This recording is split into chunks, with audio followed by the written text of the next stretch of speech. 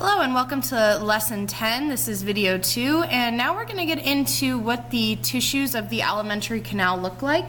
So we just talked about the anatomy of the larynx and pharynx, and now we're going to kind of talk about what all of these organs, including the esophagus, stomach, small intestine, large intestine, are made of. So there's three major kind of tissues, or four basic tissue layers of the alimentary canal. The innermost layer, so the layer that's going to be found pretty much where all of your food is going to be touching, is called the mucosa.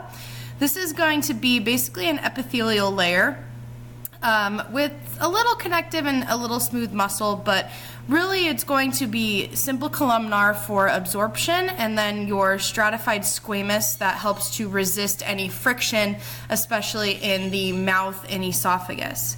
All right, the next tissue layer, so remember we're going from more deep to superficial, is going to be the submucosa, and this is going to be a lot of connective tissue layers. This is where your blood vessels, your nerve endings, and your lymphatic vessels are going to be found.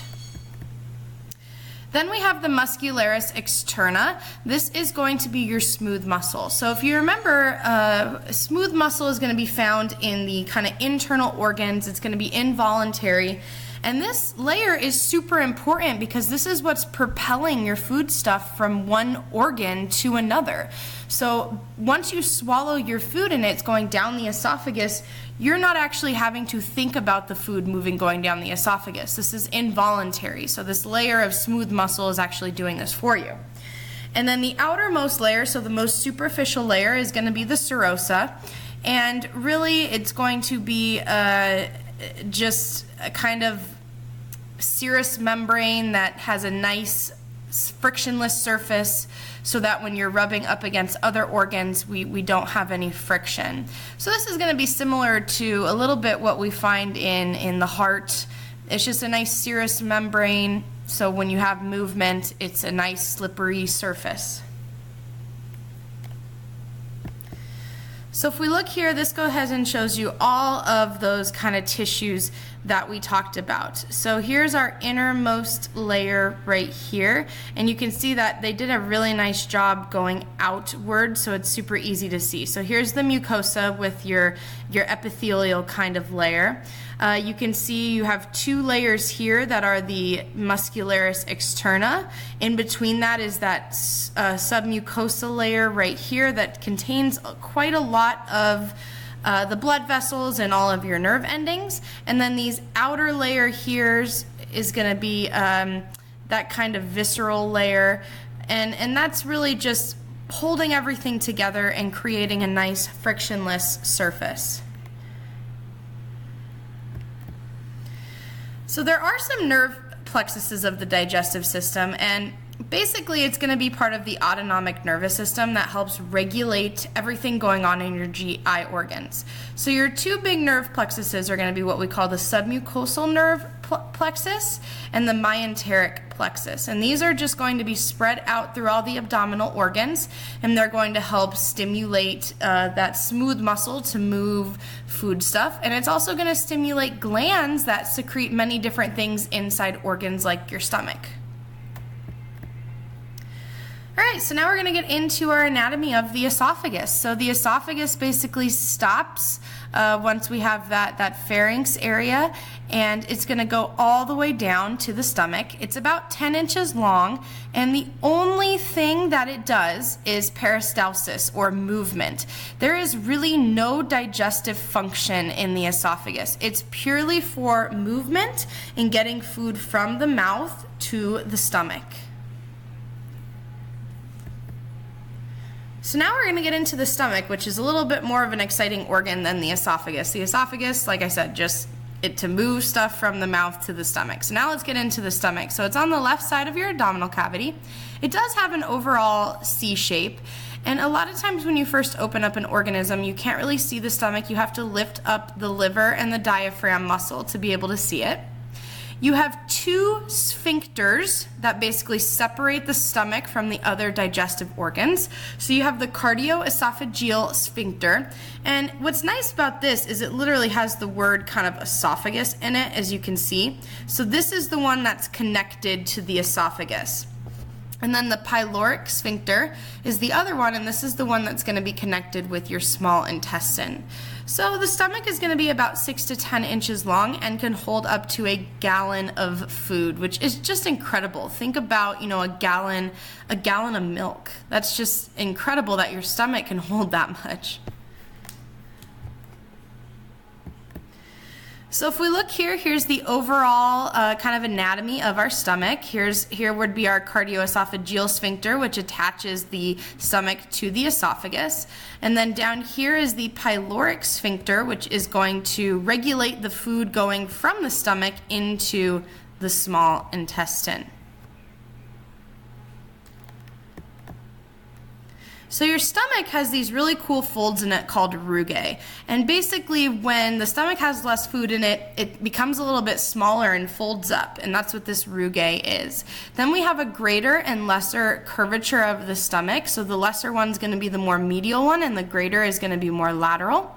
Then you have what's called an omentum, and you have a lesser and greater omentum, and this is super, super cool. It's basically just a kind of membrane that has a lot of fat to it, and I remember the first time I dissected a cat, and I opened up the abdominal cavity, and over all the abdominal cavities, really starting at the stomach and going down, you have this. It looks almost like a lacy apron that covers all of those abdominal cavities or abdominal organs, and it's riddled in fat to help insulate and protect it, and that's called the omentum.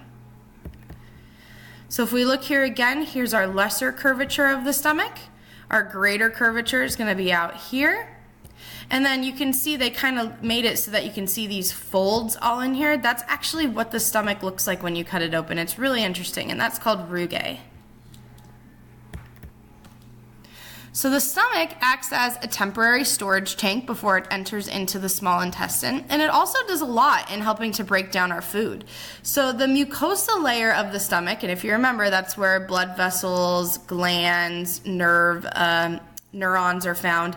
This is that area, and it has a really nice protective layer of mucus. So basically, throughout the mucosa and the submucosa. So the mucosa is more a little bit of that inner layer with epithelium, and the submucosa is attached to it with a lot of those blood vessels and stuff. These two layers form a really protective layer of mucus because the stomach is so acidic. We don't want the stomach acid to burn through your stomach. So we actually create this huge layer of mucus in this mucosa and submucosa layer that really keeps it from damaging itself. And then within the stomach, you have all of these what we call gastric pits, and they're literally like a giant pit that goes down, and inside of there you have many different types of gastric glands. So this is what this looks like. So if we were to zoom in, okay, we're zooming in, this is the mucosa layer, okay, and then down here would be more of our submucosa layer. And you can see they have these gastric pits that go really far down. And once we get really far down, we have gastric glands. And inside these gastric glands, we have certain cells that secrete different things. So you have what are called parietal cells and chief cells. These are two really important cells that are going to release things to help you break down food. So the gastric juice is the solution that are secreted by these gastric glands. One thing is you secrete what's called an intrinsic factor, and that's to help you absorb vitamin B12.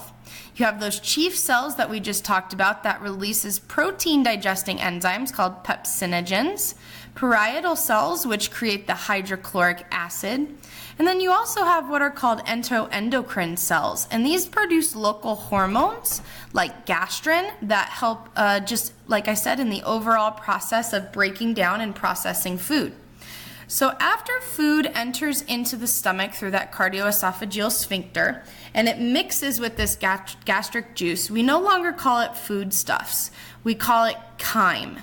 So chyme is the correct word.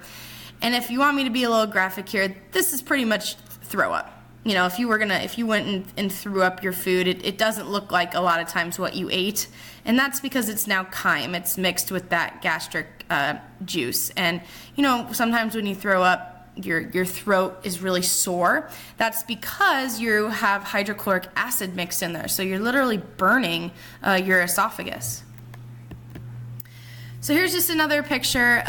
So you have those chief cells, parietal cells, and then mixed in here are also going to be those enteroendocrine cells. I actually believe they are these green ones right here are going to be those enteroendocrine cells. So now moving on into the small intestine. So this is your body's major digestive organ. And what do I mean by that? This is where your food gets absorbed so that the body is able to use it. So the food enters the small intestine through your pyloric sphincter, and the average length can go anywhere from 8 to 20 feet, which is just insane. So it has 3 subdivisions. The very first part is what we call the duodenum, and this is going to be a very small portion. It's actually less than 5%. Then you have the jejunum and the ileum. And then part of the ileum is what we call the ileocecal valve, and this is where the ileum is going to meet the large intestine.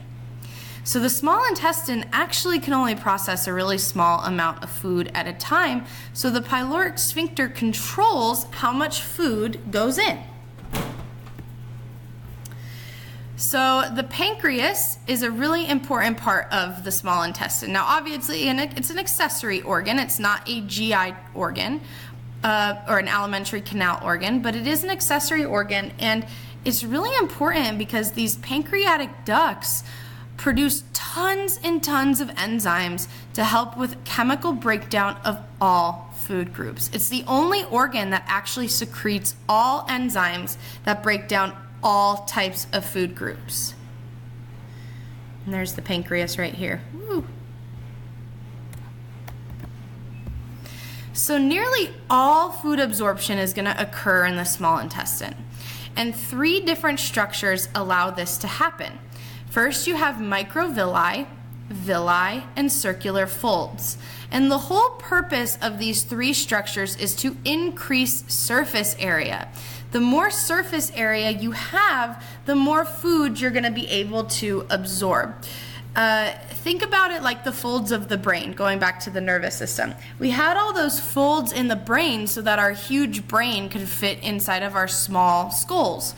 Same thing with this. We're folding upon each other, we're having little projections come out, and because of this, we're able to fit a way larger small intestine in a smaller area.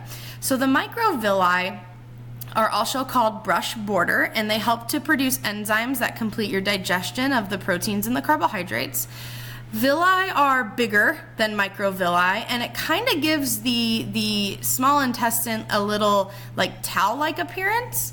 And this is where we have lacteals, which allow digestive foodstuffs to enter into the bloodstream. And then our entire small intestine has these huge folds in it that go deep in the mucosa and submucosa layers. So if we look here, you can see we have these huge circular folds right here, okay, that allow us to have a super increased surface area. And then we have villi. And if you even did a more close-up of this, you'd have little structures coming out of here called microvilli. So we just keep basically folding and folding and folding and folding in on each other so that we have this huge surface area for digesting and absorbing food, but we're putting it in a smaller area. So all three of these structures increase surface area, but they decrease as we go towards the end of the small intestine because a lot of our food's already been absorbed. The one thing that does increase going from the beginning of the small intestine to the end is what we call Peyer's patches. And these are just parts of the lymphatic tissue that help to absorb and kill bacteria. All right, so we're gonna go ahead and stop there for today. Go ahead and go on to video 3 and we'll finish up with lesson 10. Thanks for watching.